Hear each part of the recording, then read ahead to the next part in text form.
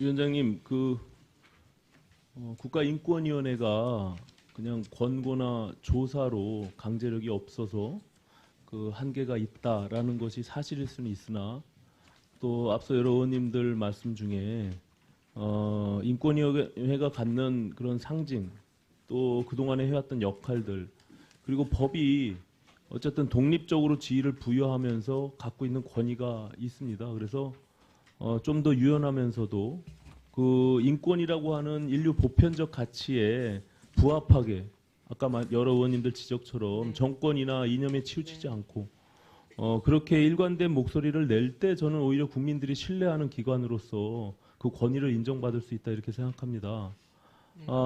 인권이라고 하는 것은 이념과 무관하지 않습니까? 그죠? 모든 인간에게 보편적 가치로서 적용돼야 되는 것이다 이렇게 생각하고 있고 특히 그렇기 때문에 국가인권위원회법 제2조 1항의 인권에 대한 정의를 보면 인간으로서의 존엄과 가치 및 자유와 권리를 말한다라고 명시되어 있습니다. 그래서 지금 뭐 여러 의원님들이 구체적 사례에 대해서 지적하고 계신데 특히 이제 북한 인권과 관련해서 다소 미흡하다라는 지적이 작년 국감에서도 있었고 또 오늘 또 계속 반복되고 있습니다. 특별한 사안에 대해서도 그런데 특히 탈북모자 사건의 경우는 10월 21일 날 그제서야 이제 성명을 냈어요. 왜 3개월 동안 성명을 내지 않았냐에 대해서는 나름대로의 이유가 있지만 받아들이기 어려운 부분들이 있습니다. 그리고 지금 뭐 인원고등학교 사건도 그렇고 그 상황에 대한 실태조사 주무 부처가 있지만 기본적인 인권과 관련된 사안에 대해서 어차피 그것이 강제력이 없다면 그 보편적 가치로서의 접근, 성명이나 위원장의 말씀 자체가 갖는 권위가 생길 수 있거든요. 그런 점에서 지난 7월 31일 날 사망한 이후에 석 달이 지나서 성명을 낸 그리고 내용에서도 굉장히 부실한 그런 측면에서 굉장히 심히 유감을 표합니다. 국정감사를 앞두고 일부러 거기에 시간을 맞춰서 내지 않았냐라는 의혹까지 제기되고 있는 마당에 굉장히 적절하지 못했다 저는 이렇게 생각이 듭니다. 그 부분에 대해서 한 말씀 해주시죠. 네, 그 부분은 사실은 저희가 성명서 나가기 전 이틀 전쯤에 그 통일부에서 굉장히 정책 그리고 이 사각지대에서 일어난 문제를 크게 언론에서 다룹니다. 그래서 그 부분을 바로 이어서 이 문제는 경각심을 주는 게 좋겠다 하는 사실 국감을 앞두고 어떤 성명서를 내는 것은 도리어 그 국감에서 그 쟁점이 될 수가 있기 때문에 좋습니다. 그래서 한 알겠습니다. 거는 아닙니다. 예. 네. 아니 그 탈북모자 사망 사건이 네네. 그 벌어진 그 당시에 네네. 인권적 침해 그리고 왜 사망했는지는 이미 온 국민이 다 알고 있었잖아요. 그때 적정한 그 타이밍에 인권위가 인권 침해에 대한 부분들 그리고 거기에 대한 제도 개선 권고 이런 것들을 얘기하는 것이 적절하지. 통일부가 이미 다 실태조사해서 뭘 하겠다고 하는 환영 논평 같은 그런 것이 인권위가 할 일입니까?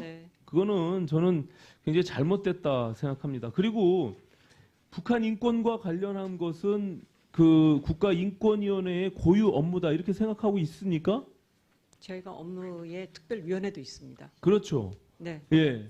과거에 북한 인권법 제정할 때 인권위원회에서 북한 인권법 제정, 북한 인권재단과 관련해서 입장을 발표한 것이 있습니다. 알고 계신가요? 그 업무 자체가 국가인권위원회의 고유 업무이기 때문에 인권재단은 우리가 할 일이다라고 하신 적이 있어요. 2010년도에. 알고 계세요?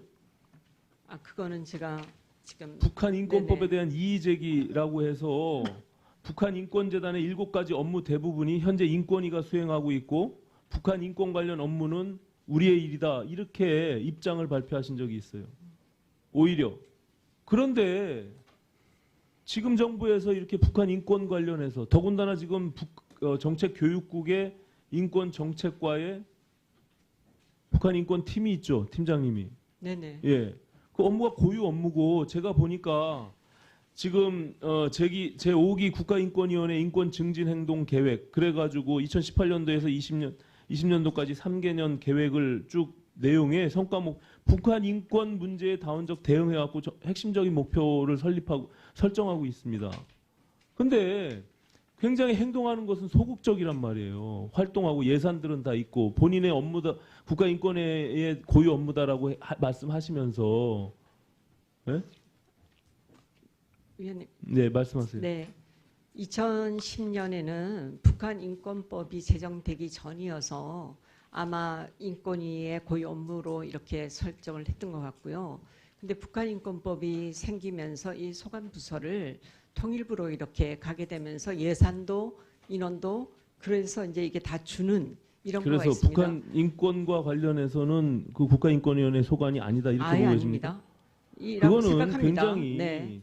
변명에 지나지 않아요. 그리고 열심히 하려고 합니다. 국가인권법에 북한 네. 인권재단이 지금 출범조차 못하고 있고 네. 그런 과정에서 인권이라고 하는 것은 기본적인 고유 네, 그렇습니다. 보편적 가치니까 인권위원회가 그것을 당연히 어떤 역할에 대한 사업은 네.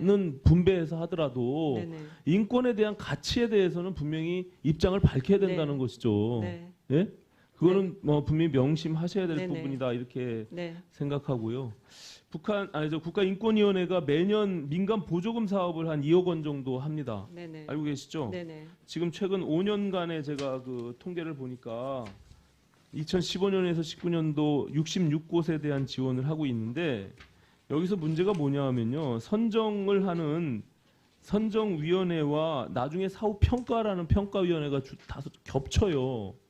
그렇기 때문에 이것이 제대로 이루어졌는지 그 이후에는 무엇을 제도 개선해서 더 발전시켜야 되는지가 계속 누적되고 쌓이지 않고 있습니다. 그래서 그 선정하는 것과 평가하는 그 사람을 좀 분리시킬 필요가 있다 이렇게 보고 있습니다. 어떻게 네, 생각하세요? 그렇게 생각합니다. 위원님 말씀대로 그거는 개선을 하겠습니다. 네, 네네.